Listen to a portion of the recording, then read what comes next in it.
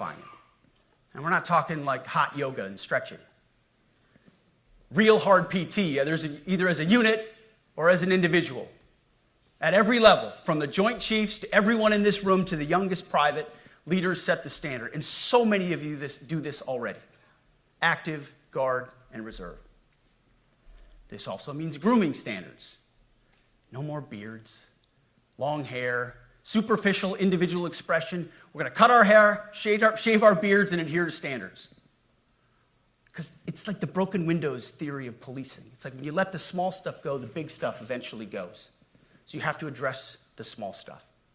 This is on duty, in the field, and in the rear. If you want a beard, you can join Special Forces. If not, then shave. We don't have a military full of Nordic pagans.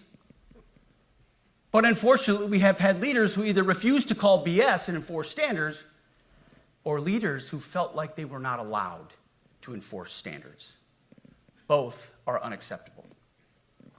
And that's why today, at my direction, the era of unprofessional appearance is over. No more beardos. The era of rampant and ridiculous shaving profiles is done.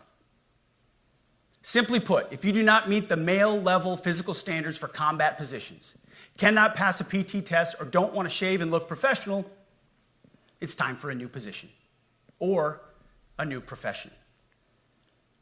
I sincerely appreciate the proactive efforts the secretaries have already taken in some of those areas, service secretaries. And these directives are intended to simply accelerate those efforts.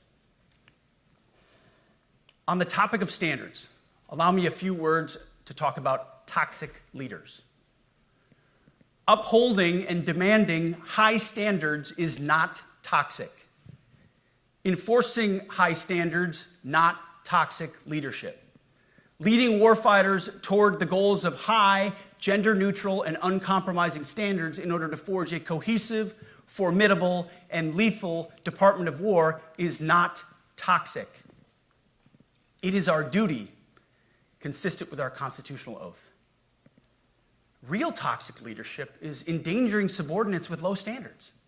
Real toxic leadership is promoting people based on immutable characteristics or quotas instead of based on merit. Real toxic leadership is promoting destructive ideologies that are an anathema to the Constitution and the laws of nature and nature's God, as Thomas Jefferson wrote in the Declaration of Independence. The definition of toxic has been turned upside down, and we're correcting that. That's why today, at my direction, we're undertaking a full review of the department's definitions of so-called toxic leadership, bullying, and hazing, to empower leaders to enforce standards without fear of retribution or second-guessing. Of course, you can't do like nasty bullying and hazing. We're talking about words like bullying and hazing and toxic. They've been weaponized and bastardized inside our formations, undercutting commanders and NCOs. No more. Setting, achieving, and maintaining high standards is what you all do. And if that makes me toxic, then so be it. Second, today at our direction, we're ensuring that every service, every unit, every schoolhouse, and every form of professional military education conduct an immediate review of their standards. Now, we've done this in many places already, but today it goes across the entire Department of War. Any place where tried and true physical standards were altered, especially since 2015 when combat arms standards were changed to ensure females could qualify, must be returned to their original standard. Other standards have been manipulated to hit racial quotas as well, which is just as unacceptable. This too must end. Merit only. The president talks about it all the time, merit-based. Here are two basic frameworks I urge you to pursue in this process. Standards I call, my staff's heard all about them, the 1990 test and the E6 test. The 1990s test is simple. What were the military standards in 1990? And if they have changed, tell me why. Was it a necessary change based on the evolving landscape of combat? Or was the change due to a softening, weakening, or gender-based pursuit of other priorities? 1990s seems to be as good a place to start as any. And the E6 test. Ask yourself, does what you're doing make the leadership, accountability, and lethality efforts of an E6, or frankly an O3, does it make it easier or more complicated? Does the change empower staff sergeants, petty officers, and tech sergeants to get back to basics? The answer should be a resounding yes. The E6 test, or O3 test, clarifies a lot, and it clarifies quickly. Because war does not care if you're a man or a woman. Neither does the enemy. Nor does the weight of your rucksack, the size of an artillery round, or the body weight of a casualty on the battlefield who must be carried. This, and I want to be very clear about this, this is not about preventing women from serving. We very much value the impact of female troops. Our female officers and NCOs are the absolute best in the world. But when it comes to any job that requires physical power to perform in combat, those physical standards must be high and gender neutral. If women can make it, excellent. If not, it is what it is. If that means no women qualify for some combat jobs, so be it. That is not the intent, but it could be the result, so be it. It will also mean that weak men won't qualify because we're not playing games. This is combat. This is life or death. As we all know, this is you versus an enemy hell-bent on killing you. To be an effective, lethal fighting force, you must trust that the warrior alongside you in battle is capable, truly physically capable of doing what is necessary under fire. You know this is the only standard you would want for your kids and for your grandkids. Apply the War Department Golden Rule, the 1990 test, and the E6 test, and it's really hard to go wrong. Third, we are attacking and ending the walking on eggshells and zero-defect command culture. A risk-averse culture means officers execute not to lose instead of to win. A risk-averse culture means NCOs are not empowered to enforce standards. Commanders and NCOs don't take necessary risks or make tough adjustments for fear of rocking the boat or making mistakes. A blemish-free record is what peacetime leaders covet the most, which is the worst of all incentives. We, as senior leaders, need to end the poisonous culture of risk aversion and empower our NCOs at all levels to enforce standards. Truth be told, for the most part, we don't need new standards. We just need to reestablish a culture where enforcing standards is possible. And that's why today at my direction, I'm issuing new policies that will overhaul the IG, EO, and MEO processes. I call it the No More Walking on Eggshells policy. We are liberating commanders and NCOs. We are liberating you. We are overhauling an inspector general process, the IG, that has been weaponized, putting complainers, ideologues, and poor performers in the driver's seat. We're doing the same with the equal opportunity and military equal opportunity policies, the EO and MEO at our department. No more frivolous complaints, no more anonymous complaints, no more repeat complainants, no more smearing reputations, no more endless waiting, no more legal limbo, no more sidetracking careers, no more walking on eggshells. Of course, being a racist has been illegal in our formation since 1948. The same goes for sexual harassment. Both are wrong and illegal. Those kinds of infractions will be ruthlessly enforced. But telling someone to shave or get a haircut or to get in shape or to fix their uniform or to show up on time or to work hard, that's exactly the kind of discrimination we want. We are not civilians. You are not civilians. You are set apart for a distinct purpose. So we, as a department, need to stop acting and thinking like civilians and get back to basics and put the power back in the hands of commanders and NCOs. Commanders and NCOs who make life and death decisions. Commanders and NCOs who enforce standards and ensure readiness. Commanders and NCOs who, in this War Department, have to look in the mirror and they have to pass the golden rule test. My kids, your kids, America's sons and daughters. So I urge you all here today and those watching, take this guidance and run with it. The core of this speech is the 10 directives we're announcing today. They were written for you, for Army leadership, for Navy leadership, for Marine Corps leadership, for Air Force leadership, Space Force leadership. These directives are designed to take the monkey off your back and put you, the leadership, back in the driver's seat. Move out with urgency because we have your back. I have your back. And the Commander-in-Chief has your back. And when we give you this guidance, we know mistakes will be made. It's the nature of leadership. But you should not pay for earnest mistakes for your entire career. And that's why today, at my direction, we're making changes to the retention of adverse information on personnel records that will allow leaders with forgivable, earnest, or minor infractions to not be encumbered by those infractions in perpetuity. People make honest mistakes, and our mistakes should not define an entire career. Otherwise, we only try not to make mistakes, and that's not the business we're in. We need risk takers and aggressive leaders and a culture that supports you. Fourth, at the War Department, promotions across the Joint Force will be based on one thing: merit. Colorblind, gender-neutral, merit-based. The entire promotion process, including evaluations of warfighting capabilities, is being thoroughly re-examined. We've already done a lot in this area, but more changes are coming soon.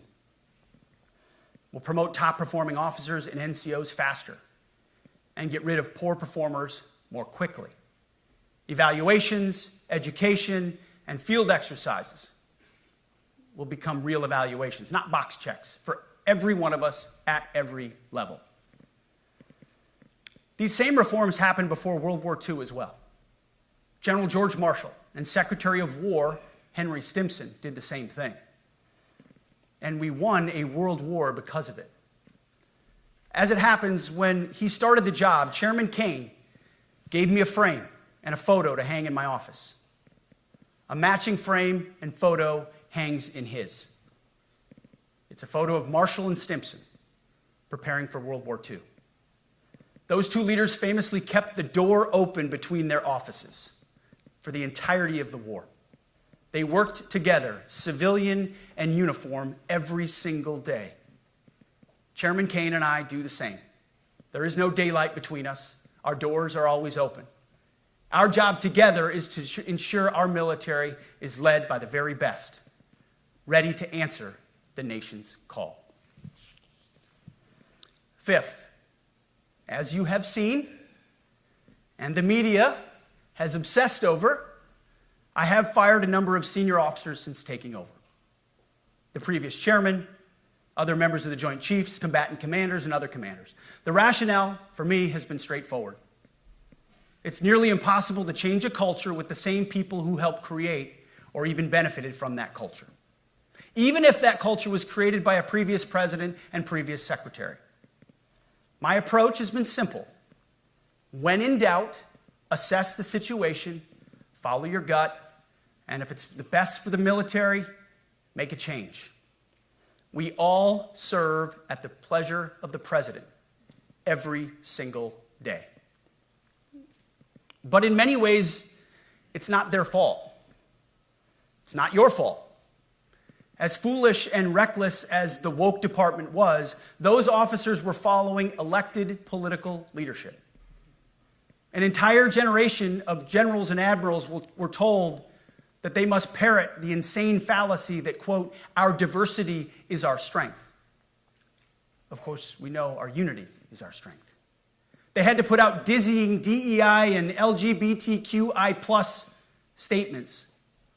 They were told females and males are the same thing, or that males who think they're females is totally normal. They were told that we need a green fleet and electric tanks. They were told to kick out Americans who refuse an emergency vaccine. They followed civilian policies set by foolish and reckless political leaders. Our job, my job, has been to determine which leaders simply did what they must to answer the prerogatives of civilian leadership, and which leaders are truly invested in the woke department, and therefore incapable of embracing the War Department and executing new lawful orders. That's it. It's that simple. So for the past 8 months, we've gotten a good look under the hood of our officer corps. We've done our best to thoroughly assess the human terrain. We've had to make trade-offs and some difficult decisions. It's more of an art than a science. We have been and will continue to be judicious, but also expeditious. The new compass heading is clear. Out with the Shirellis, the Mackenzies, and the Millies, and in with the Stockdales, the Schwarzkopfs, and the Pattons. More leadership changes will be made, of that I'm certain. Not because we want to, but because we must. Once again, this is life and death. The sooner we have the right people, the sooner we can advance the right policies. Personnel is policy.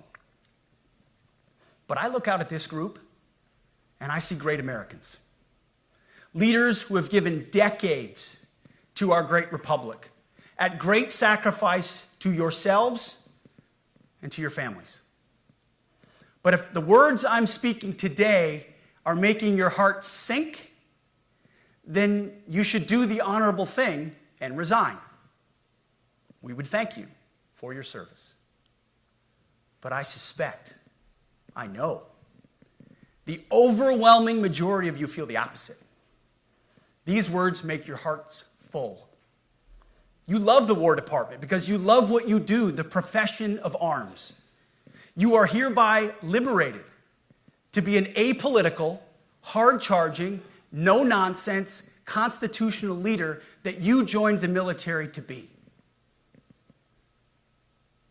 We need you locked in on the M, not the D, the E, or the I, not the DEI or the DIE of dime. By that I mean the M, military, of the instruments of national power. We have entire departments across the government dedicated to diplomatic, informational, and economic lines of effort. We do the M. Nobody else does. And our GOFOs need to master it in every domain and every scenario. No more distractions, no more political ideologies, no more debris. Now, of course, we're going to disagree at times. We would not be Americans if we didn't. Being a leader in a large organization like ours means having frank conversations and differences of opinion. You will win some arguments, and you will lose some arguments. But when civilian leaders issue lawful orders, we execute. We are professionals in the profession of arms. Our entire constitutional system is predicated upon this understanding. Now, it seems like a small thing, but it's not. This includes as well the behavior of our troops online. To that end, I want to thank and recognize the services for their new proactive social media policies. Use them.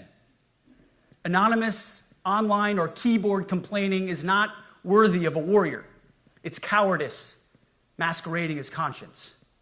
Anonymous, unit-level social media pages that trash commanders, demoralize troops, and undermine unit cohesion must not be tolerated. Again, O3s, E6s. Sixth, we must train and we must maintain. Any moment that we are not training on our mission or maintaining our equipment is a moment we are less prepared for preventing or winning the next war. That is why today, at my direction, we are drastically reducing the ridiculous amount of mandatory training that individuals and units must execute. We've already ended the most egregious.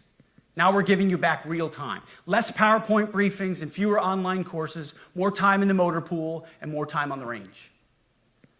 Our job is to make sure you have the money, equipment, weapons, and parts to train and maintain, and then you take it from there. You all know this because it's common sense. The tougher and the higher the standards in our units, the higher the retention rates in those units. Warriors want to be challenged. Troops want to be tested. When you don't train and you don't maintain, you demoralize. And that's when our best people decide to take their talents to the civilian world.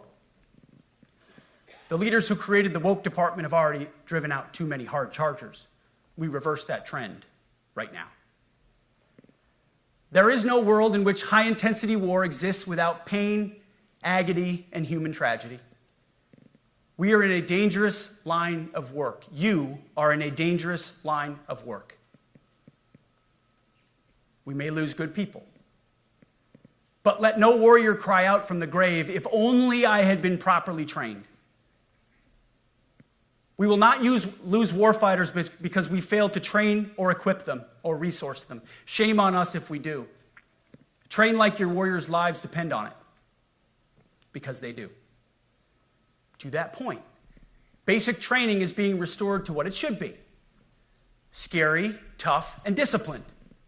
We're empowering drill sergeants to instill healthy fear in new recruits, ensuring that future warfighters are forged. Yes, they can shark attack, they can toss bunks, they can swear, and yes, they can put their hands on recruits.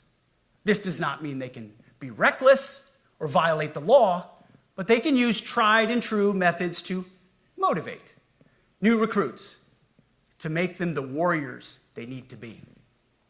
Back to basics at basic as well. Of course, and you know this, basic training is not where mission readiness should end. The nature of the evolving threat environment demands that everyone, in every job, must be ready to join the fight if needed. A core credo of the Marine Corps is every Marine a rifleman. It means that everyone, regardless of MOS, is proficient enough to engage an enemy threat at sea, in the air, or in a so-called rear area.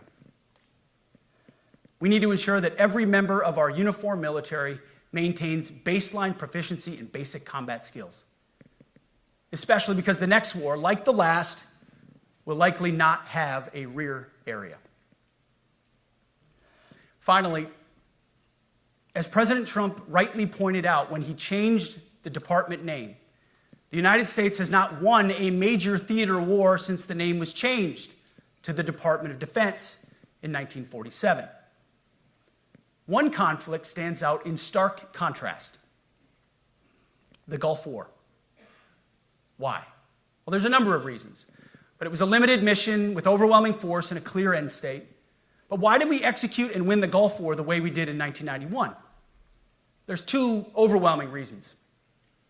One was President Ronald Reagan's military buildup gave an overwhelming advantage. And two, military and Pentagon leadership had previous formative battlefield experiences. The men who led this department during the Gulf War were mostly combat veterans of the Vietnam War. They said never again to mission creep or nebulous end states. The same holds true today. Our civilian and military leadership is chock full of veterans from Iraq and Afghanistan who say never again to nation building and nebulous end states. This clear-eyed view, all the way in the White House, combined with President Trump's military buildup, postures us for future victories if, and we will, and when we embrace the War Department. And we must. We are preparing every day. We have to be prepared for war, not for defense. We're training warriors, not defenders. We fight wars to win, not to defend. Defense is something you do all the time. It's inherently reactionary and can lead to overuse, overreach, and mission creep. War is something you do sparingly, on our own terms, and with clear aims. We fight to win. We unleash overwhelming and punishing violence on the enemy. We also don't fight with stupid rules of engagement. We untie the hands of our warfighters to intimidate, demoralize, hunt, and kill the enemies of our country. No more politically correct and overbearing rules of engagement. Just common sense, maximum lethality, and authority for warfighters. That's all I ever wanted as a platoon leader. And it's all my E6 squad leaders ever wanted, back to that E6 rule. We let our leaders fight their formations, and then we have their back. It's very simple, yet incredibly powerful. A few months ago, I was at the White House when President Trump announced his Liberation Day for America's trade policy.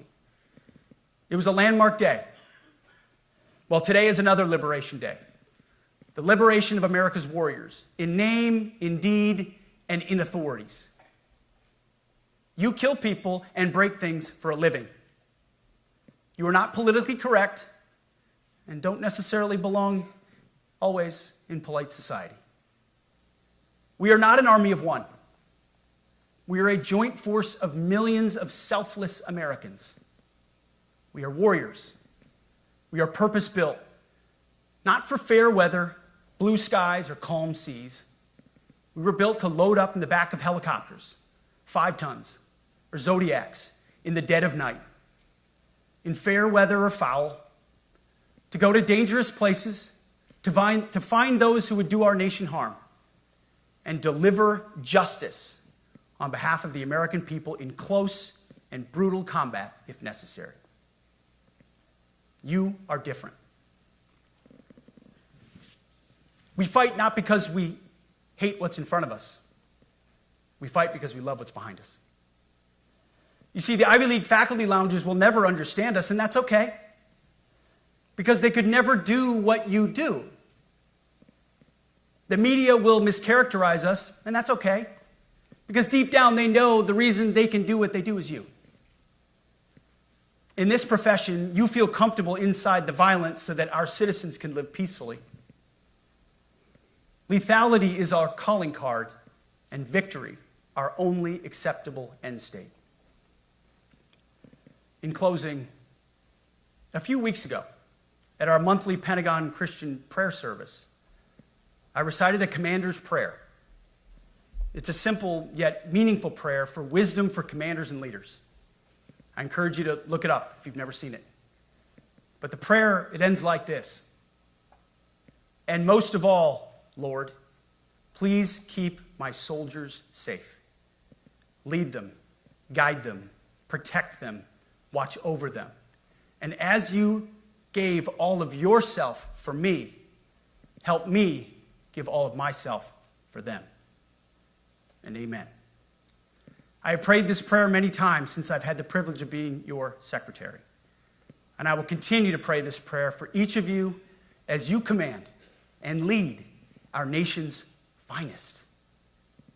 Go forth and do good things, hard things. President Trump has your back, and so do I. And you'll hear from him shortly. Move out and draw fire, because we are the War Department. Godspeed. Room, attention.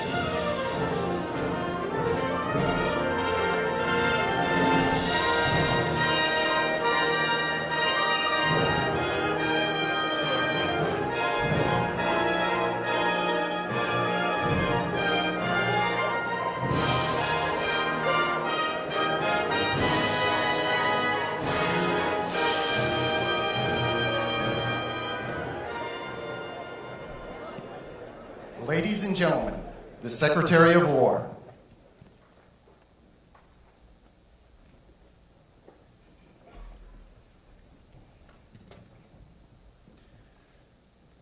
Well, you've heard from me, so now it's the main event, our Commander-in-Chief. I have the privilege every single day of watching him put America first, of ensuring that our warfighters have everything they need. His compass is clear. He's easy to follow because you know he has our back. I was thinking backstage, the man who was the Commander-in-Chief when the War Department was created was George Washington. The man who was president when the War Department was reestablished is President Trump. And when he found out about this gathering of senior leaders, he said, I would be honored to come in order to address and thank the incredible Americans who defend our nation. He has a heart full of gratitude and love for what you do, and we get a chance to see it every day. And I'm honored that this morning you all firsthand get to see it as well. So ladies and gentlemen, join me in welcoming the 45th and 47th President of the United States, our Commander-in-Chief, Donald J. Trump.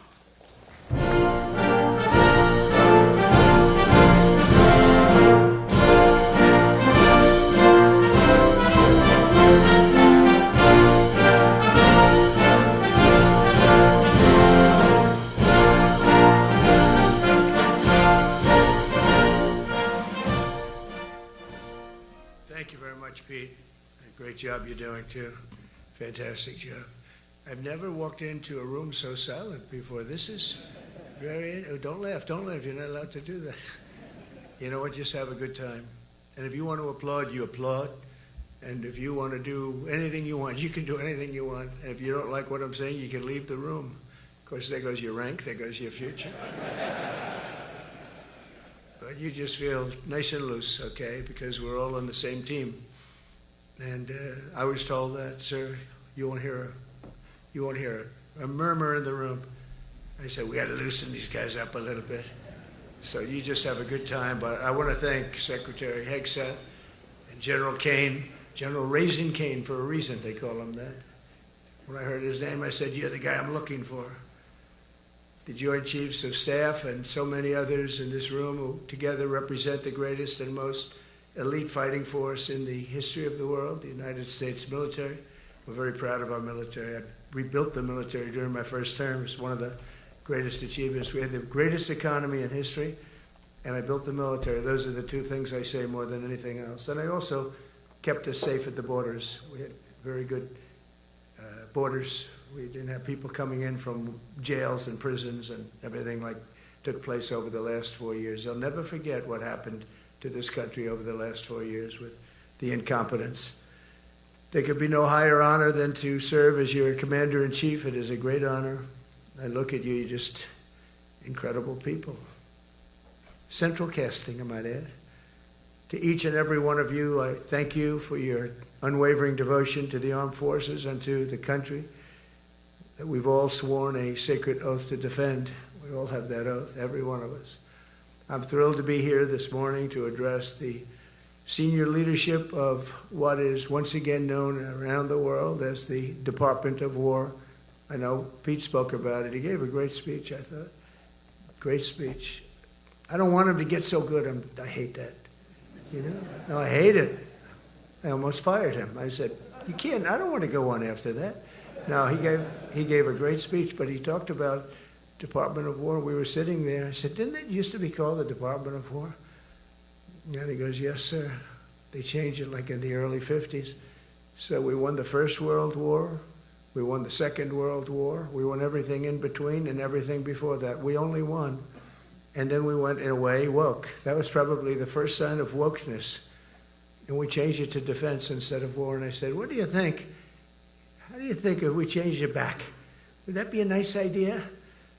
And Pete loved it immediately. Some people thought about it. You know, they gave it a little thought. But in the end, we did it. And I have to be honest, it's so popular. I thought it would be met with fury on the left. But they're sort of giving up, I must be honest with you. They've had it. They've had it with Trump. They've been after me for so many years now. Here we are, here we are. Come to the White House anytime you'd like. No, they've given up. They're bad, a lot of bad people. But all over, that's been so popular. It's been very popular. I really thought that we were going to have to sort of fight it through. There's been no fight. There's been no fight. Like what I called the Gulf of America, the Gulf of America, because to me it was always the Gulf of America. I could never understand. We have 92% of the frontage, and for years, actually 350 years, they were there before us. It was called the Gulf of Mexico. I just had this idea. I'm looking at a map, I'm saying, we have most of the frontage. Why is it Gulf of Mexico? Why isn't it the Gulf of America? And I made the change, and it went smoothly. I mean, we had a couple of fake news outlets that refused to make the change. And then one of them, AP, took us to court, and we won. And the judge, who was a somewhat liberal judge, said, the name is the Gulf of America, because AP refused to call it the Gulf of America. They wrote, they're not a good outfit, by the way. They call it the Gulf of Mexico. I said, no, the Gulf of America is the name. And the judge actually said that, in fact, you can't even go into the room because what you're doing is not appropriate. The name is the Gulf of America. Google Maps changed the name. Everybody did, but AP wouldn't, and then we won in court. How about that? Isn't that so cool? The Secretary Hexa beautifully described the name change reflects far more than the shift in branding. It's really a historic reassertion of our purpose and our identity and our pride. That's when we go with the word war.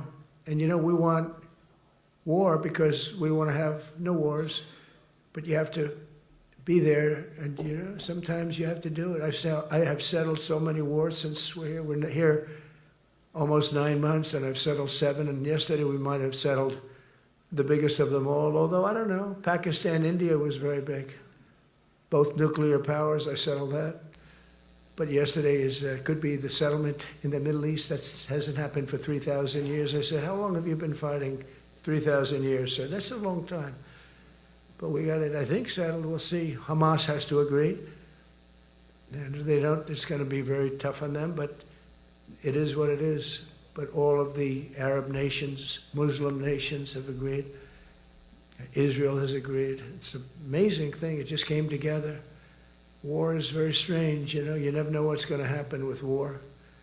The easiest one of them all is Putin. I said, number one, it's a war that would have never happened if I were president, if the election weren't rigged. If I were president, that war would have never happened. Not even a little chance. And it didn't happen for 4 years. But I knew Putin very well, and I thought that would be easy because I know him so well. Well, that one turned out to be the hardest of them all. We had some that were not settlable, and they all got settled. So if this works out, that we did yesterday with the Middle East, then that's more than a war. That's lots of wars. That's all combined. That's a lot of wars. Many of you were over there in many different capacities in many different countries. That's a big part of the earth. But if that works out, it would be 8+. I could give myself 2 or 3 for that one. And then we just have the one to settle. We have to settle it up with President Putin. And Zelensky, got to get them together and get it done. But the only way we can do that is through strength. I mean, if we were weak, they wouldn't even take my phone call. But we have extreme strength. We had the horror show in Afghanistan, which is really the reason I think that Putin went in. He saw that horror show by Biden and his team of incompetent people. And that showed, I think it gave him a path in. I wasn't there any longer. I watched that, and it was so horrible. I think it was the most embarrassing day in the history of our country. And now we're back. And that's it. We're not going to have any of that crap happen, I can tell you. That was terrible, so terrible. Together we're reawakening the warrior spirit, and this is a spirit that won and built this nation, and from the cavalry that tamed the Great Plains to the ferocious, unyielding power of Patton Bradley and the great General Douglas MacArthur. These are all great men. In this effort, we're a team, and so my message to you is very simple. I am with you, I support you, and as president, I have your backs 100%. You'll never see me even waver a little bit. It's the way it is. And that includes our great police officers and firemen and all of these people that are doing so well. Together over the next few years, we're going to make our military stronger, tougher, faster, fiercer, and more powerful than it has ever been before. I rebuilt our nuclear, as you probably know, but we'll upgrade that also and just hope we never have to use it. We have to hope we never have to use it, because the power of that is so incredible. I see things, I don't think they'd show it to you. I really wouldn't want them to show it to you. But when you see the result of what's left, you never want to use that. Never, never, ever. We were a little bit threatened by Russia recently, and I sent a submarine, nuclear submarine, the most lethal weapon ever made. Number one, you can't detect it. There's no way. We're 25 years ahead of Russia and China in submarines. Russia's actually second in submarines. China's third, but they're coming up. They're coming up. They're way lower in nuclear too, but in 5 years they'll be equal. They're coming up. And you don't have to be that good with nuclear. You could have 1/20th what you have now and still do the damage that would be, that'd be so horrendous. But I announced that, based on his mention of nuclear, and it was really a stupid person that works for him mentioned the word nuclear, I moved a submarine or two, I won't say about the two, over to the coast of Russia, just to be careful, because we can't let people throw around that word. I call it the N-word. There are two N-words, and you can't use either of them. You can't use either of them. And frankly, if it does get to use, we have more than anybody else. We have better, we have newer, but it's something we don't ever want to even have to think about. But when somebody mentions it, that submarine started immediately thereafter. And it's just lurking, but I'm sure we're not going to have to use it. But it's an amazing, it's undetectable, totally. Ours is, theirs isn't.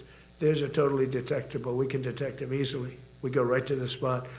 But we have genius apparatus that doesn't allow detection. It doesn't allow detection at all by anybody above water or below water. It's incredible. We're way ahead of everybody in that, and other things.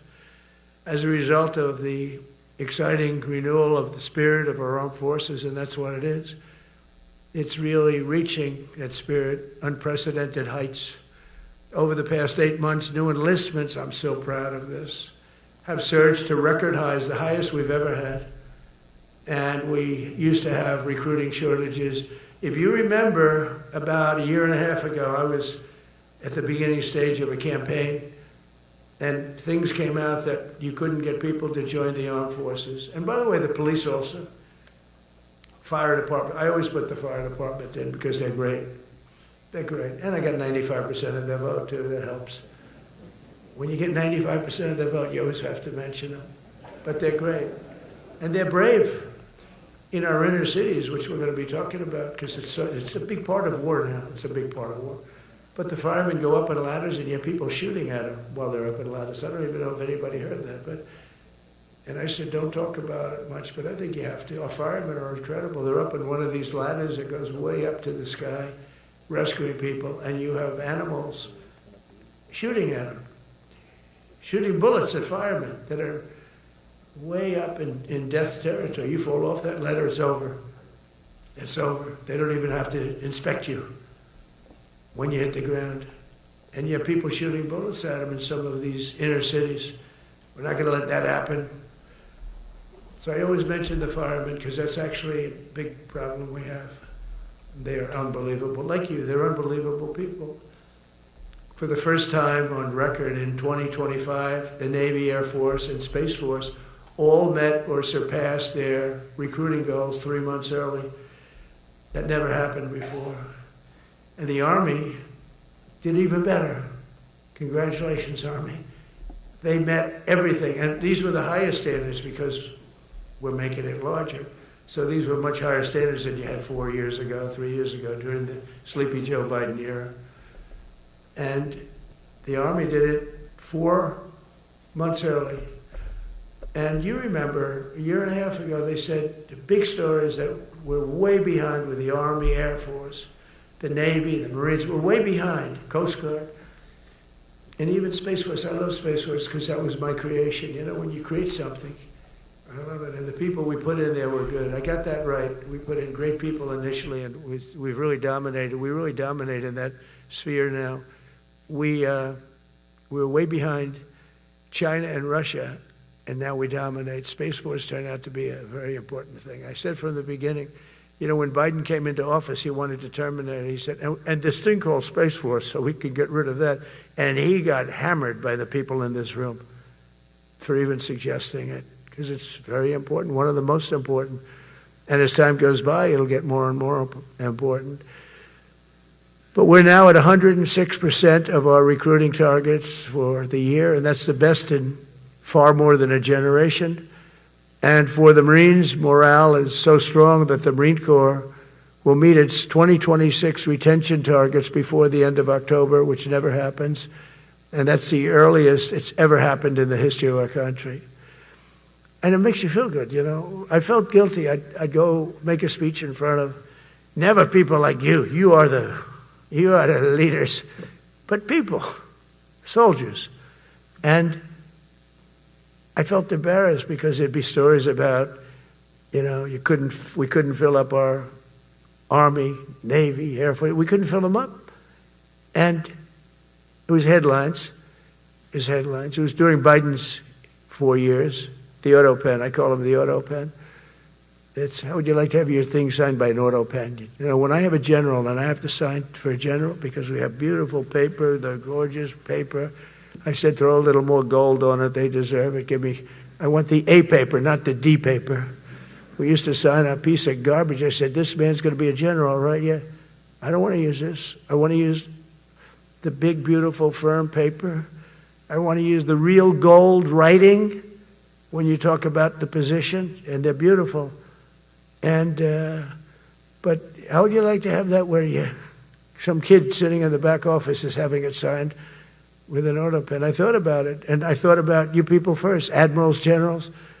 I said, somebody works his whole life. He gets into maybe the academies or wherever, but however you got there, and you go through years of work, and now you become an admiral or a general or whatever. And when you do, the President of the United States signs your commission, as you know, and that commission is beautifully displayed. And I sign it. Actually, I love my signature. I really do. Everyone loves my signature. But I signed it very proudly, and I always think to myself, how can you have an auto pen sign this? It's just so disrespectful. To me, it's just totally disrespectful. And it turned out that almost everything he did was signed by auto pen, except for when he gave his son, Hunter, pardon. He signed that one. And that's actually the worst signature I've ever seen. That was the bad. The auto pen looks much better. But as leaders, our commitment to every patriot who put on the uniform is to ensure that American military remains the most lethal and dominant on the planet, not merely for a few years, but for the decades and generations to come, for centuries. We must be so strong that no nation will dare challenge us, so powerful that no enemy will dare threaten us, and so capable that no adversary can even think about beating us. And we've had it recently. I had India and Pakistan were going at it, and I called them both. And in this case, I used trade. I'm not going to trade with you. Used to 2 nuclear nations, big nuclear. And no, you cannot do that. I said, yes, I can. You go into this frickin' war that I'm hearing about. You know, actually, they just shot down 7 planes. 7 planes. It was starting. There was a lot of bad blood. And I said, you do this, there's not going to be any trade. And I stopped the war. It was raging for 4 days, but that was just the beginning. And we stopped it. It was a great thing. And the Prime Minister of Pakistan was here, along with the Field Marshal, who's a very important guy in Pakistan. And he was here 3 days ago. And I didn't even realize it as beautiful as he said it, but he said that to a group of people that were with us, 2 generals, but a group, he said, this man saved millions of lives because he saved the war from going on, and that war was going to get very bad, very, very bad. President Trump saved millions and millions of lives. That was a bad war. And I was very honored. I loved the way he said it. Susie Wiles was there. She said that was the most beautiful thing.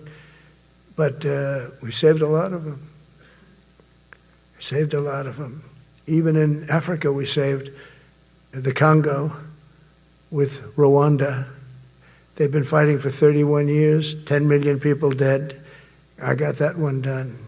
And very proud of it. So if this works out, we'll have 8. 8 in 8 months. That's pretty good. Nobody's ever done that. Will you get the Nobel Prize? Absolutely not. They'll give it to some guy that didn't do a damn thing. They'll give it to a guy that wrote a book about the mind of Donald Trump and what it took to solve the wars. And he'll get the Nobel Prize will go to a writer. No, but well, let's see what happens. But it's be a big insult to our country. I will tell you that. I don't want it. I want the country to get it. It should get it because there's never been anything like it. Think of it. So if this happens, I think it will. I don't say that lightly because I know more about deals than anybody. This is what my whole life was based on. And they can change, and this can certainly change. But we have just about everybody. We have one signature that we need, and that signature will pay in hell if they don't sign. I hope they sign for their own good and we create something really great. But to have done 8 of them is just like such an honor. And then we have Putin and Zelensky. The easiest one of them all. I said, that one I'll get done. I thought that was going to be first. The other was much harder, some of them. Azerbaijan this was going on for 36 years.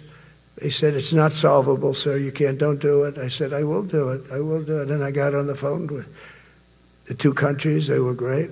They were great.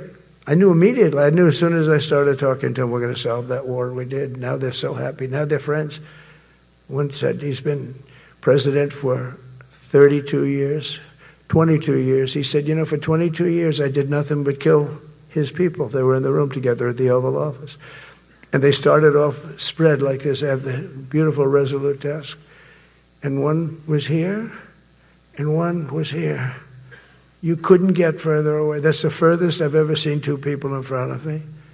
And as the hour went by, they got closer, closer, closer. And at the end of the hour, we had it done. And they hugged and hugged and hugged. And I said, that's so nice, and you're going to remain friends. And I spoke to them, one of them the other day. He said, no, he's now my friend. But for 22 years, he's been the head of Azerbaijan for 22 years. And the other guy, great guy too, 7. And you know that war, that was a war that was not solvable. He said for 7 years. The other one said for 22 years. All I did was kill his people. That's all I've done. I said, well, we're going to put a stop to that. So we solved that. So it's a great thing. It's a great feeling. You're saving Kosovo and Serbia. You're saving so many lives doing this if you can do it. But our people deserve nothing less than the very best, and we're never going to let them down. And if we can solve wars instead of you having to fight wars, wouldn't that be wonderful, right? Wouldn't that be wonderful? That's why one of the first executive orders I signed upon taking office was to restore the principle of merit. That's the most important word. Other than the word tariff. I love tariffs. Most beautiful word. But I'm not allowed to say that anymore. I said tariff is my favorite word. I love the word tariff. We're becoming rich as hell. We have a big case in front of the Supreme Court, but I can't imagine. Because this is what other nations have done to us. And we have, great legal grounds. But you still have a case. It would be very bad if something happened. But I said, my favorite word in the English dictionary is the word tariff. And people thought that was strange. And the fake news came over and they really hit me hard on it. They said, what about love? What about religion? What about God? What about wife, family? I got killed when I said tariff is my favorite word. So I changed it. It's now my 5th favorite word. And I'm okay with that. I'm okay with that. But they hit me hard. But it is. I mean, when you look at, we've taken in trillions of dollars. We're rich again. And there'll never be, when we finish this out, there'll never be any wealth like what we have. Other countries were taking advantage of us for years and years. You know that better than anybody. And now we're treating them fairly. But the money coming in is, we've never seen anything like it. The other day they had $31 billion that they found, $31 billion. So we found $31 billion and we're not sure from where it came. A gentleman came in, a financial guy. I said, well, what does that mean? He said, we don't know where it came. I said, check the tariff shelf. No, sir, the tariffs haven't started in that sector yet. I said, yes, they have. They started 7 weeks ago. Check it. Comes back 20 minutes later. Sir, you're right. It came from tariffs. $31 billion. That's enough to buy a lot of battleships, Admiral, to use an old term. I think we should maybe start thinking about battleships, by the way. You know, we have a Secretary of the Navy came to me, because I look at the Iowa out in California, and I look at different ships and the old pictures. I used to watch Victory at Sea. I love Victory at Sea. Look at these admirals. It's got to be your all-time in black and white. And I look at those ships. They came with the destroyers alongside of them, and man, nothing was going to stop. They were 20 deep, and they were in a straight line, and there was nothing going to stop them. And we actually talk about, you know, those ships. Some people would say, no, that's old technology. I don't know. I don't think it's old technology when you look at those guns. But it's something we're actually considering, the concept of battleship. Nice 6-inch sides, solid steel, not aluminum that melts if it looks at a missile coming at it. Starts melting as the missile's about 2 miles away.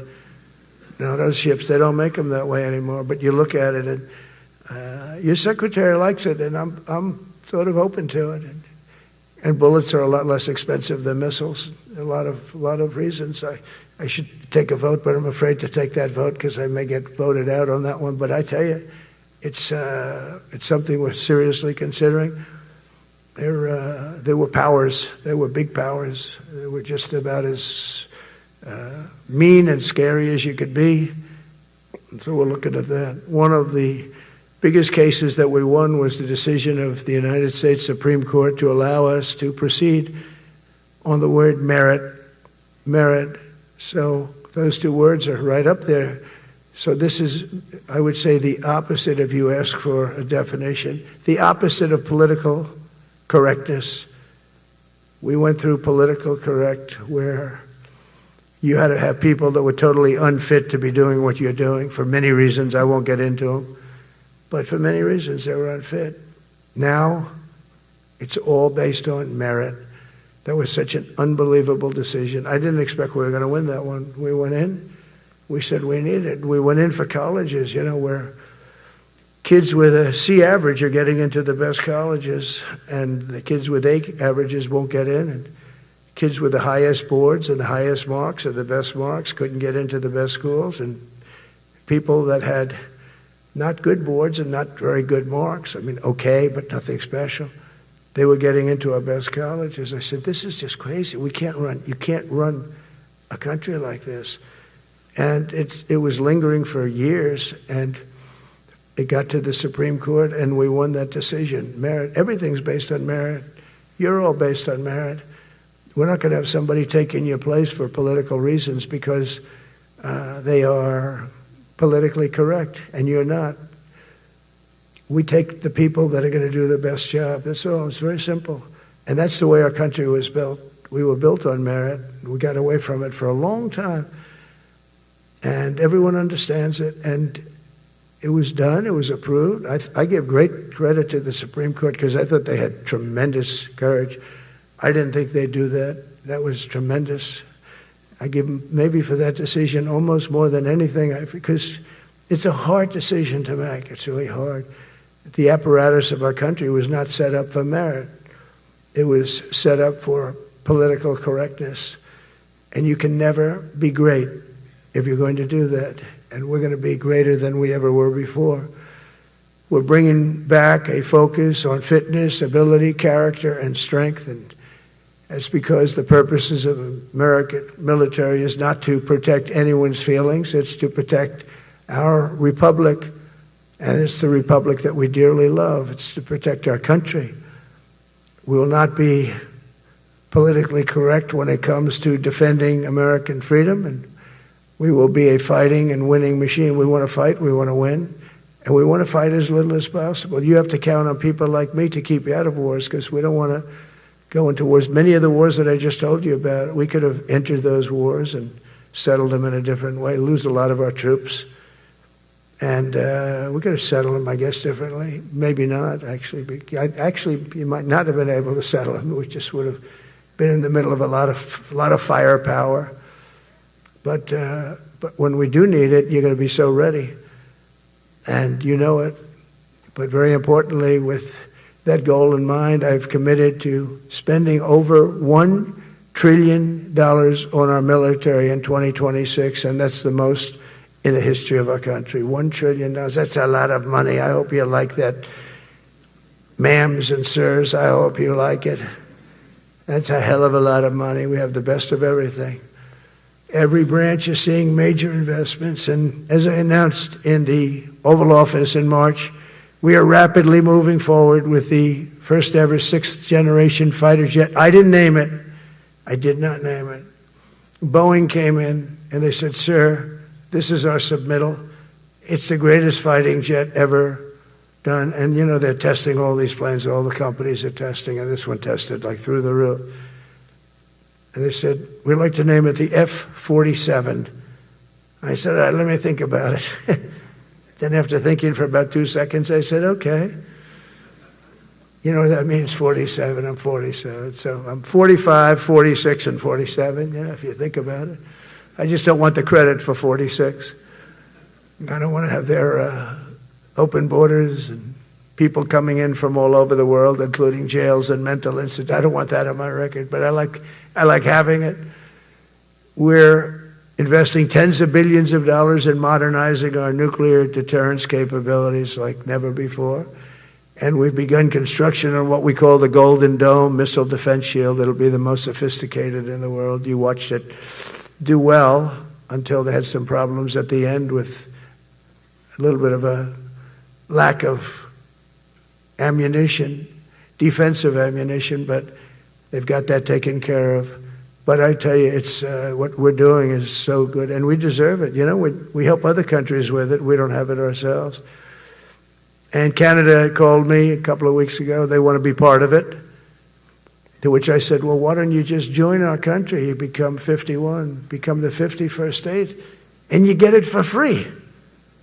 So I don't know if that made a big impact, but it does make a lot of sense. It actually makes, because they're having a hard time up there in Canada now, because as you know, with tariffs, everyone's coming into our country. We have more investment than we've ever had before, $17 trillion coming in. As an example, in 4 years, Biden didn't have $1 trillion. We have $17 trillion more than that in 8 months coming in. And they're coming in from Canada, Mexico, from Europe, from all over. AI, auto plants. Everybody's coming back to the United States. Under my budget, we will be expanding the U.S. Navy by at least 19 ships next year, including submarines, destroyers, assault ships, and more. And it's going to be much more than that as we go along, because we basically don't build ships anymore. We do build submarines, but we don't build ships. Do you know in the Second World War, they were freighters and different types, but we were doing a ship a day, and now we don't do ships. And I'm not a fan of some of the ships you do. I'm a very aesthetic person, and I don't like some of the ships you're doing aesthetically. They say, "Oh, it's stealth." I said, "That's not stealth. An ugly ship is not necessary in order to say you're stealth." By the way, the B-2 bombers were incredible. That is stealth. They went into that. I was with General Kane and Pete were in we call it the war room, but we're watching them go in, and they were totally untouched. They were not seen. They were literally not seen. They dropped their bombs. They hit every single one of them, hit its target. It was total obliteration. CNN, when we came back, fake news CNN, oh, their camera just went off. You know, their camera, every time I mention them, they turn the camera up because it's never good. They say, this is a problem. But I don't blame them. You're better off keeping it off. But they have some scammer reporter who started saying, without any knowledge, that he may not have hit the targets as well as they thought. It may not have been obliteration. He did hit the targets, and I got to give us a little credit, right? It was obliteration, it turned out. The Atomic Energy Commission said it was obliteration. They had, not only did they hit the target, they had these chutes. And think of this here. Way up in the sky, there was no moon. It was dead dark. You couldn't see a thing. You couldn't see them. But they had, I guess, a beam going right into these chutes. Every single one of those bombs went right down those chutes into a granite mountain. I think it's the last time they're going to build air chutes. They had these air chutes that were nice, beautiful. They were meant for us. But it was total obliteration. And now they give us credit for that. But these people were phenomenal. I tell you, for the Air Force people here, you can be very proud. That B-2, we just ordered a lot of new ones and updated ones, but I'd take the other ones. Let me tell you, they couldn't have worked any better. So they flew for 37 hours total, back and forth, no stops, no nothing. We had 52 tankers loading them up, and that's a job I wouldn't necessarily want too much, flying a tanker loaded up with hundreds of thousands of gallons of fuel. I don't know if I'd do that job. I asked the question, what happens if it gets hit? Sir, you don't want to know about that, right? I don't want to know about that. But those guys, they just hear us. They're incredible. I had them all to the Oval Office. We had the B-2 pilots and a lot of the people, even the people that took care of them, the maintenance people, just as important. We had them all to the White House, gave them a big party on the lawn, brought some of them into the Oval Office. But on top of all this, we'll deliver a hard-earned pay raise of 3.8% to every soldier, sailor, airman, Coast Guardsman, Space Guardman, and Marine, something you weren't getting from the past administration. They did not treat you with respect. They're Democrats. They never do. Not only are we rebuilding our great strength, but for the first time in years, my administration is actually using that strength to defend the core and vital interests of America. And very simply, we are putting America first. And I have since I've been elected. I've always put America first. It's sort of simple, you know, when you think. My campaign was run on common sense, and we did great. We got the highest numbers ever received in terms of districts. You know, they have it broken up, 2,500 versus 525. We won every swing state. We won the popular vote. We won everything. We won everything. You have to take a look at the map. It's almost entirely red, except there's a little blue line on each coast, and I think that's going to disappear too. We did really great, and part of it is because of our success with the military, the rebuilding of the military, the vote that I got from the military, and they're vicious people, you know, that we have to fight, just like you have to fight vicious people.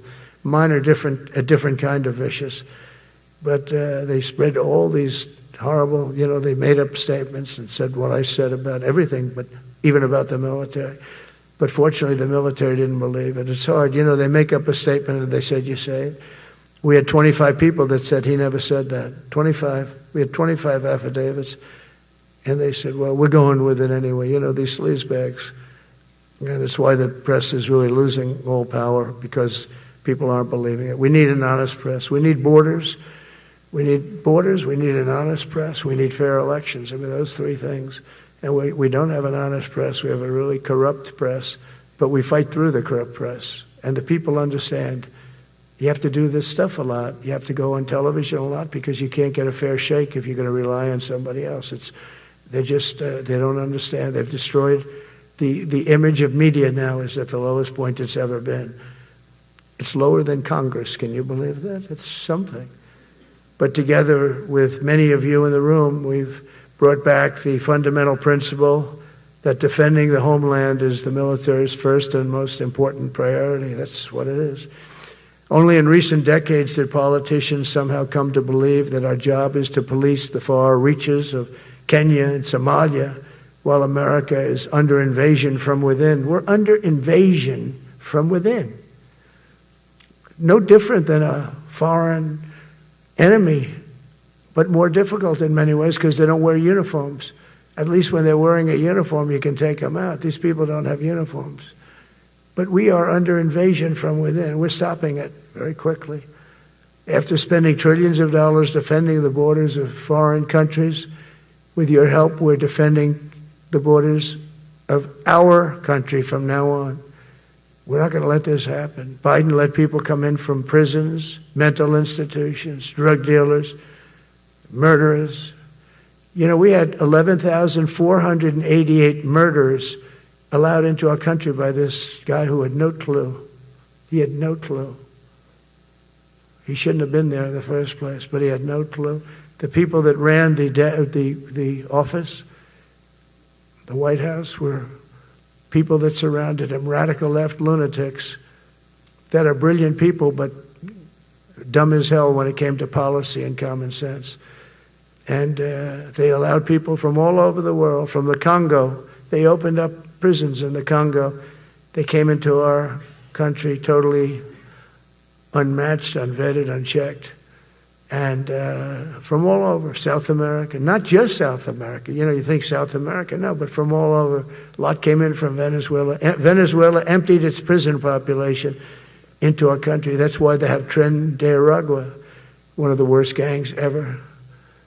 But we took care of them. We took good, strong care of them. And I just want to thank the National Guard in Washington, D.C. It's embarrassing to say this. Now I can say it because we solved it. But Washington, D.C. was the most unsafe, most dangerous city in the United States of America. And to a large extent, beyond. And beyond that. You go to Afghanistan, they didn't have anything like that. You go to countries that you would think there's problems, they didn't have that. And now Washington, D.C., after 12 days of serious, serious intensity, we took out 1,700 career criminals. If you have 5 career criminals, they can make your numbers look very bad because they'll commit many crimes a day. But we took out 1,700, and they took them out. There was no doubt who the boss was. They did an unbelievable job. Then they started even cleaning. I said, I don't want them doing that, sir. They were cleaning it up.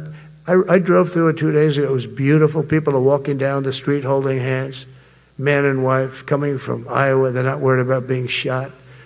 Washington, D.C. is now a safe city. In fact, I went out to dinner with my crew. I haven't done that. In theory, I wouldn't do it.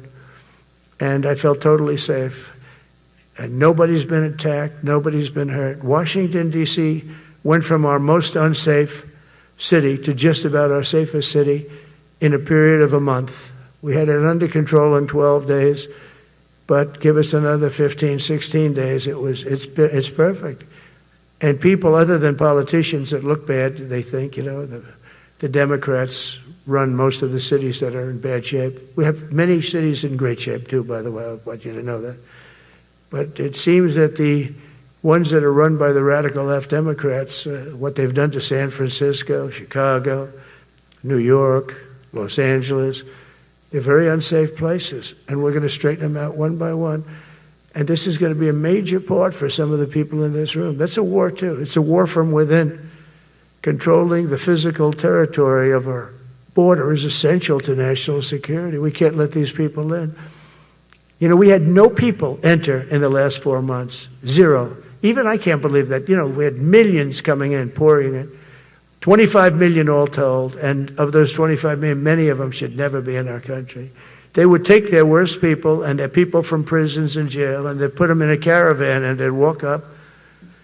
CNN was interviewing one person. Oh, why are you coming? I want freedom. Good. Were you in jail? Yes. For what? Murder. I said, you had to see this anchor, a young woman. She's like, I couldn't believe. She'll probably lose her job. But because the left doesn't want to hear that. But we're running it based on common sense and based on love of our country. But I want to salute every service member who has helped us carry out this critical mission. It's really a very important mission. And I told Pete, we should use some of these dangerous cities as training grounds for our military, National Guard, but military. Because we're going into Chicago very soon. That's a big city with an incompetent governor, stupid governor, stupid. They threw him out of his family business. He was so stupid. I know the family. He becomes governor. He's got money.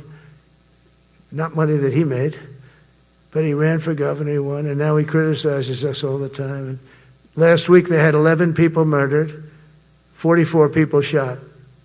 The week before that they had 5 people murdered, 28 people shot. Every weekend they lose 5, 6. If they lose 5, they're considering it a great week. They shouldn't lose any. You shouldn't lose any. This is civilization.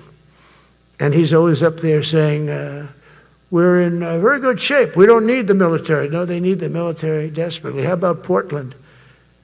Portland, Oregon, where it looks like a war zone. And I get a call from the liberal governor. Sir, please don't come in. We don't need you. I said, well, unless they're playing false tapes, this looked like World War II. Your place is burning down. I mean, you must be kidding. Sir, we have it under control. I said, you don't have it under control, Governor, but I'll check it, and I'll call you back. I called her back. I said, this place is a nightmare. Probably, it's certainly not the biggest, but it's one of the worst. It's brutal. They go after our ICE people, who are great patriots and tough job too, but they love it. They love it because they're cleaning up our country. And so you look at some of the things where they took over parts of Seattle. They actually took over a big percentage of Seattle. Think of that. You remember that. That was a while ago. And I sent in the troops and they were gone. As soon as I sent them in, when we send in the troops, if you have a real leader that says you got to do what you have to do, I put that out the other day. You got to do what you got to do because we don't want our people hurt as they stand by. I was watching during Biden, they had troops standing up like this, brave, standing up at attention, the way I should stand all the time. And I'm like this, and people are standing, and their mouth is this far away from their mouth, and they're spitting at them, and they're screaming at them. And that soldier's standing there, he wants to knock the hell out of the person, but he's not allowed to do anything. So they just stand there, and they get abused, and a woman was this far away from his face, and she starts spitting in his face, and he's not allowed to do anything. If it's okay with you, generals and admirals, I've taken that off. I say, they spit, we hit. Is that okay? I think so. They spit, it's a new thing. They spit, we hit. How about the cars, where the cars are coming out? They get brand new cars, Border Patrol, ICE, beautiful, nice new cars. And they're driving along, and they have to go through a gauntlet of rocks being thrown at the car. So here's this beautiful brand new car. By the time it goes 100 yards, it's destroyed. These guys have pretty good arms, some of them. And they're throwing bricks at full force into the window and into the car. It looks like it's a war zone. And I said, never let that happen again. From now on, if that ever happens, and I say it here, you get out of that car and you can do whatever the hell you want to do. Because those people are you can die from that. Those bricks go through the windows. You can die. They'd like it to. They'd like it to go through the window. But this was a couple of months ago. They just kept driving and bricks are hitting the car. And I said, why aren't they stopping? Because they were under orders from the past administration, never stop. But that's different with us. We stop. And since I gave that order, we haven't had that problem. It's very interesting. It's amazing. It's just like in Venezuela. You've seen the boats going. We can't find any more boats. They're carrying drugs, massive. Every boat kills about 25,000 people. That's what they have. They had fentanyl mostly and a lot of other drugs. And we take them out, and we've taken out 4. And it's on air. Everybody gets to see it. Not that we like to do that, but every boat kills 25,000 on average, 20. Some people say more. You see these boats, they're stacked up with bags of white powder. That's mostly fentanyl and other drugs too. And now we have a problem. General Kane says, sir, there are no boats out there. Not even fishing boats. They don't want to go fishing. I don't blame them. There'll be no fishing today. But it's amazing what strength will do, because all we want to do is stop drugs from flowing into our country. It's destroying. We lost 300,000 people died last year. Everybody knows friends, many friends probably, that you lost a child or adults too, but you lost a son or daughter because of what's coming into our border, and we're making it very hard. Oh, and we haven't even started yet. Last month I signed an executive order to provide training for quick reaction force that can help quell civil disturbances. And this is going to be a big thing for the people in this room because it's the enemy from within, and we have to handle it before it gets out of control. It won't get out of control. Once you're involved at all, they all joke. They say, oh, this is not good. You saw it in Washington. We had gangs of Trenday Arag with 10, 12, 15 kids, and these military guys walk up to them, and they treat them with disrespect, and they just got pounded. They just got pounded. The gang just pounded. Then thrown into paddy wagons and taken back to their country. Some are so dangerous we don't want to even do that because we don't want to, some of stone cold murderers, we don't have the confidence. Even though they're not coming back very easily, we don't have the confidence. We put them in jails. But these service members are following in a great and storied military tradition, from protecting frontier communities to chasing outlaws and bandits in the Wild West. And our history is filled with military heroes who took on all enemies, foreign and domestic. You know that phrase very well. That's what the oath says, foreign and domestic. Well, we also have domestic. George Washington, Abraham Lincoln, Grover Cleveland, George Bush, and others all used the armed forces to keep domestic order and peace. Many of our leaders used the military to keep peace. Now they like to say, oh, you're not allowed to use the military. And you know what the people say? The people in those cities where they're being raped and shot and beat up, you know what they say? We love the military. You ever see where they interview the people on the street? I've never seen somebody say they don't, unless they're radical and paid off, because a lot of these insurrectionists are paid by, whether it's Soros or other people, but they're paid by the radical left. So today I want to thank every service member from general to private who has bravely helped us secure the nation's capital and make America safe for the American people. It's amazing. The whole world is watching. Everybody in the White House, they come up to me, young women, sir, thank you. I know immediately what they thank you. They don't have to say it. They walk to work now to the White House. We haven't had a crime in Washington in so long because we got the careers. We call them the careers. We got these lunatics out, and they'll never be any good. You know, I hate to tell this to the liberal media. You could spend time with them. You could do whatever you want. You could send them to the finer schools, which they couldn't get into anyway, mentally. They couldn't get in, but no matter what you do, they'll never be good. They're bad. They're career criminals. I don't know, maybe they were born that way. Some people don't like me to say that, but maybe they were. Certainly some were. Together with the leaders here today, we're also restoring a needed focus on defeating threats in the Western Hemisphere. Throughout this region, cartel terrorists have been allowed to wage a relentless campaign of death and destruction on our country, all because we had weak leadership on top. And we did a great job with it first term, but this is something else what we're doing now. We're taking it to the next level, probably next level times 3. But we had COVID come up, and we had to take care of that. We did a great job with COVID. We had the therapeutics. It's just Regeneron. So many things we did for COVID, but we had to focus on that, and every other country in the world was being decimated by COVID. So we had to change gear a little bit to take care of that. But under our leadership, the military is now the knife's edge in combating this sinister enemy. We have to put the traffickers and cartels on notice, and we've done that. And we put them, a lot of them, we've called them a terrorist organization, which is actually a big thing to do. Nobody's done it, but I've done it with a lot of them. It gives you a tremendous advantage. If you try to poison our people, we will blow you out of existence, because that's the only language they really understand. That's why you don't see any more boats on the ocean. You don't see any boats. Around Venezuela, there's nothing.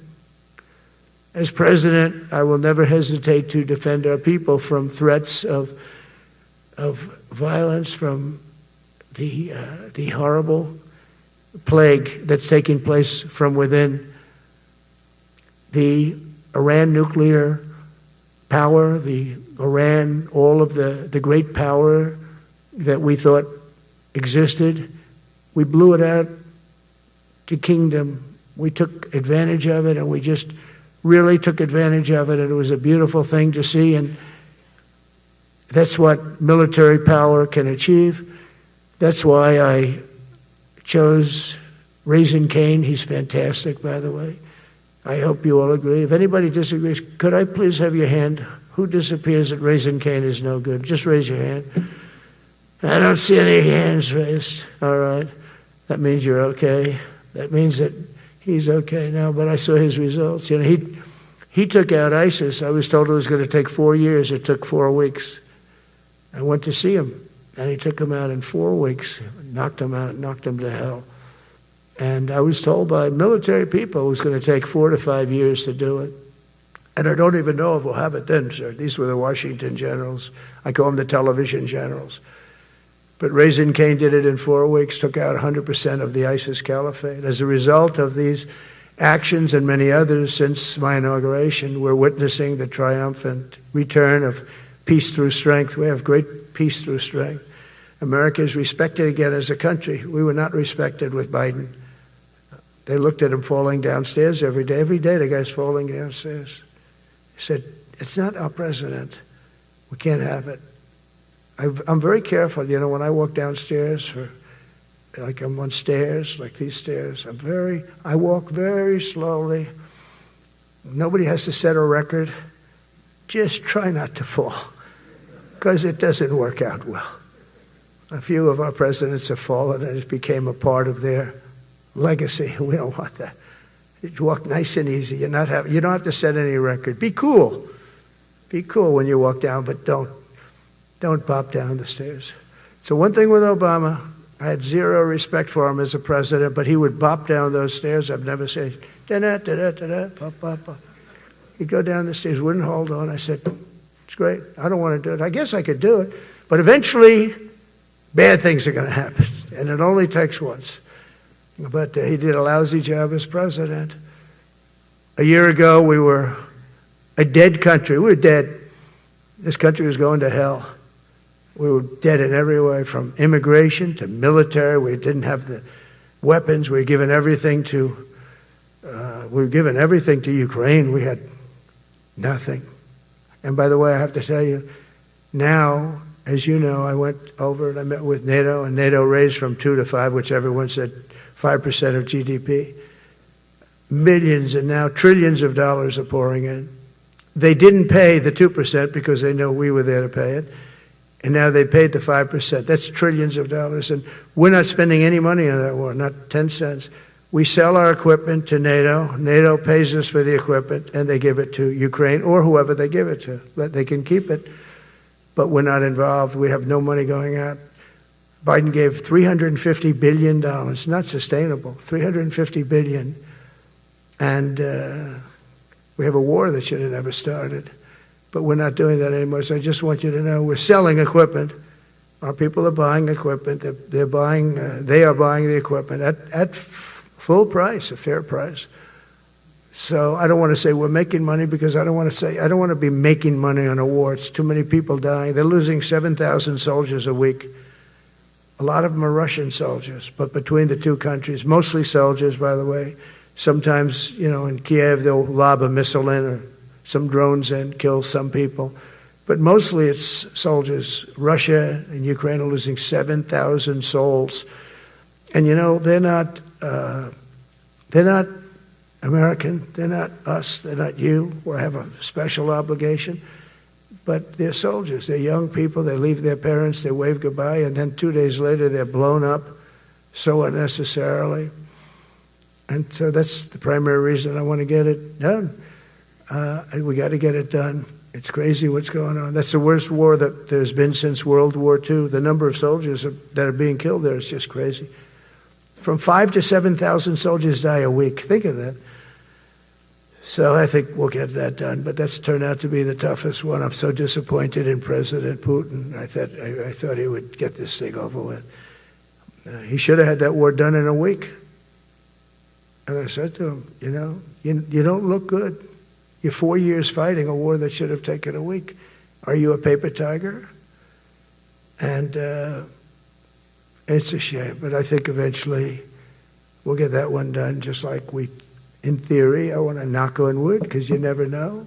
It's like we're going to have the Middle East done, which is actually a much harder thing to do. I mean, thousands of years, but we have to get that war done. So now just think of it, we're a dead country. I was with the King of Saudi Arabia, a great guy. I was with the Emir of Qatar. I was with the great leadership of UAE. I was over there. We brought back $2 trillion and more. They ordered 200 planes, Boeings. They ordered so much, and they were great. But they all said essentially the same thing. They said, 1 year ago, you were a dead country, and now you're the hottest country anywhere in the world. We're the hottest country in the world right now. The absolute hottest country in the world. There's nobody even close. Putin said that to me. We met in Alaska, had a good meeting. Then he went back and started sending drones into Kiev. I thought we had a good meeting. But it's one of those things. But we were a dead country a year ago, and now we're the hottest country anywhere in the world. Think of that. You can be proud of that. And you must have felt like hell when you have a wife or a husband at home, and you used to read the numbers that we can't get people to join the Army, Navy, Air Force, Marines, Coast Guard. You must have felt like, I have a job that nobody wants. That doesn't feel good. Well, now you have a job that is brimming over with people wanting it. They want it. And you're able to get a much higher quality because now you have your choice. You want so many. And we're going to have many, many people that aren't going to be able to join because of the fact that we don't need them at this moment. But think of it, what a difference that is from, I could just imagine 2 years ago, you're reading front page articles in the New York Times, of course, and Wall Street Journal. They always give us unfair stories. But they played it so big, they were playing it so big. Nobody wants to join the Army, the Marines, the Air Force. They don't want to join. They don't want to join the Coast Guard at all. Nobody wants to join. Nobody wants to join our police forces. Our police forces also. It's almost went hand in hand. And I used to say, boy, I'm speaking in front of the military today, and it's embarrassing because I'm speaking in front of people who have a job that other people don't want, but now you have a job that everybody wants. So I think that has to make you feel good. It's one of the reasons I love being here today, because I wanted to say that. I have to say that. Everybody wants to be in the Army, the Navy, the Air Force, the Marines. If you think the Coast Guard and Space Force, our beautiful Space Force, it's a whole different world. And now they're signing up, by the way, seriously big numbers for the police. Dangerous job, isn't it? Huh? Fire department. But that's the paving the way for progress once thought almost impossible. I mean, a year ago, you wouldn't have thought that was possible. A year ago, they were talking about making the military smaller because they can't get the people to join. We're thinking about making it larger because we have so many people. And it's nice to be able to cut people because of merit that aren't really qualified for any reason, a physical reason, a mental reason. You don't have to take them anymore because you have the pick of the litter. And they all want to be with you. They all want your job. They want to be with you. They want to work with you. They'll even take your job, Got to be a little bit sharp. You got to watch it. But everybody wants to be doing what you're doing now. What a difference when I speak to you, and I can say that as opposed to a couple of years ago when I was talking to rooms where they were desperate to get people and they couldn't get them. What a difference a presidential election can make. That's all it is. It's just a presidential election.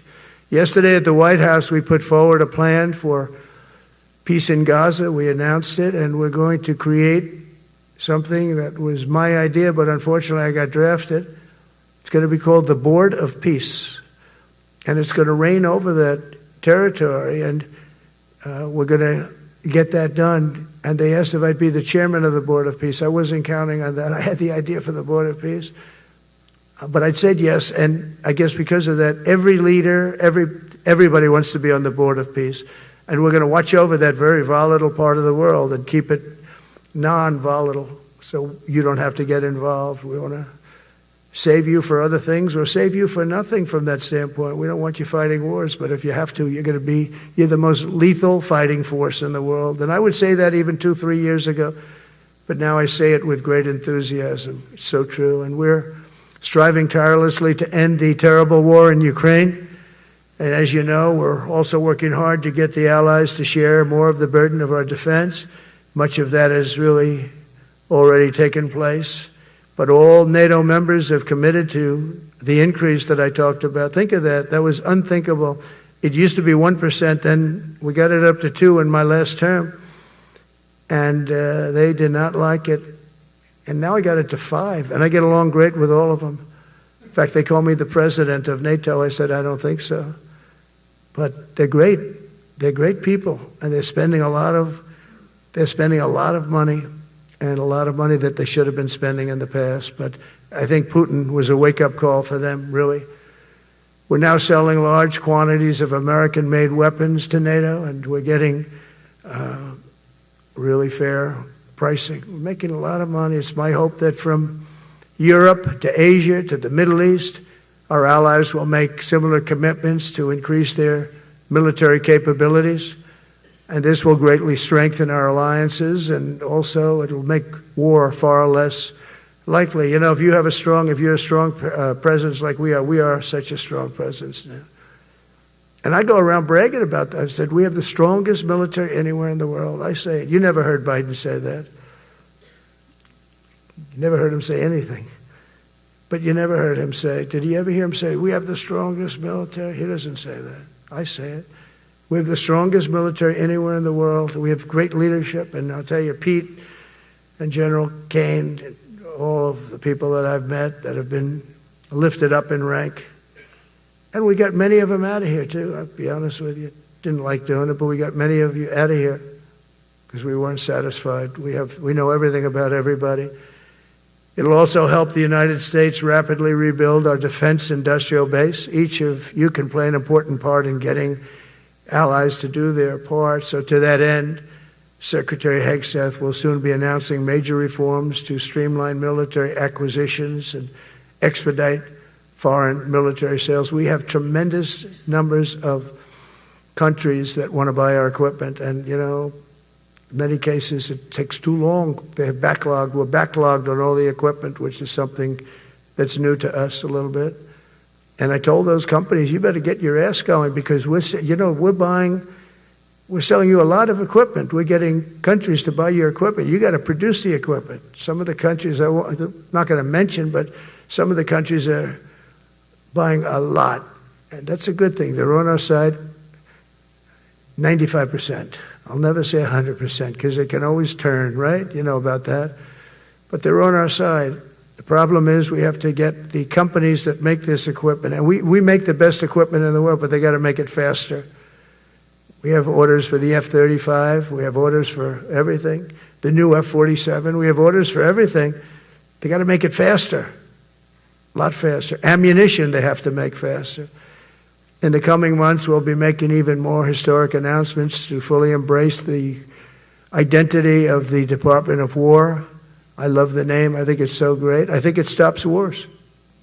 The Department of War is going to stop wars. If we are as ruthless and relentless as our enemies, the United States Armed Forces will be totally unmatched in the future. We have a group of enemies that are very ruthless and very smart, but they can't match us. They can't match us. They don't even come close to matching us. Again, you know, it's very important for me to say we are the greatest military in the world, but we make the best equipment in the world. I watched our anti-missile missiles. I watched our Patriots just knock things out like a needle, hitting another needle on the stage. There's a needle up there, and you send another needle up, and it hits it every time. During the war, we went 14 for 14. We had 14, this is with Iran, we had 14 missiles coming at us. All 14 were knocked out of the sky, every one of them. We make the best equipment. From Sparta to Rome, to the British Empire, to the United States of America, history has shown that military supremacy has never been simply a matter of money or manpower. At the end of the day, it is the culture, spirit of our military that truly sets us apart from any other nation. Our ultimate strength will always come from the fierce people and those brilliant people with such pride and the unbending will and the traditions of excellence that have made us the most unstoppable force ever to walk the face of the earth. And that's what we are. Remember, we never want to use it, but we have the most powerful nuclear capability, and I call it nuclear deterrent of any other country. Nobody close. The men and women in this room inherit the legacy built and won by Washington and Jackson, Grant and Pershing, Eisenhower and Patton, Nimitz and LeMay. We carry forward the majestic military heritage passed down from father to son, soldier to soldier, and one generation of warriors to the next. You are warriors, you know that, right? You're great warriors. Well, you wouldn't be in this room. You're the best of the best. From Concord Bridge to Fort McHenry, from Gettysburg to Manila Bay, from Normandy to Sicily, and from the jungles of Vietnam to the dusty streets of Baghdad, America's military has charged into hellfire, climbed up jagged mountains, crossed roaring oceans, and thundered across open deserts to defend our flag, our freedom, and our homeland. Nobody does it like you. Now we are discovering American muscle, reasserting American might, and beginning the next story chapter in American military legends and lore. That's L-O-R-E. It is lore. When it comes to defending our way of life, nothing will slow us. No enemy will stop us. They cannot stop us. And no adversary will stand in our way. They won't stand in our way. We don't want them to stand in our way. We don't want to even put them in that position, but they're not going to stand in our way ever again. You'll never see 4 years like we had with Biden and that group of incompetent people that ran this country that should have never been there. Because we are the United States military, the best, the boldest, the bravest that the world has ever seen, that the world has ever known. With leaders like we have right here in this beautiful room today, we will vanquish every danger and crush every threat to our freedom in every generation to come, because we will fight, fight, fight, and we will win, win, win. I want to just thank you once again, and God bless the United States military, and God bless America. God bless you all. Thank you very much. Thank you.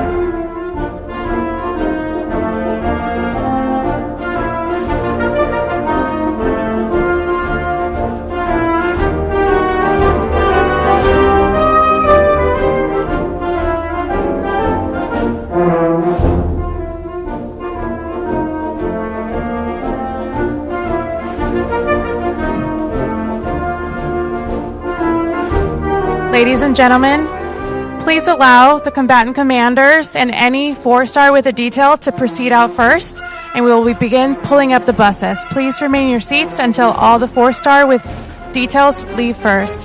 Thank you.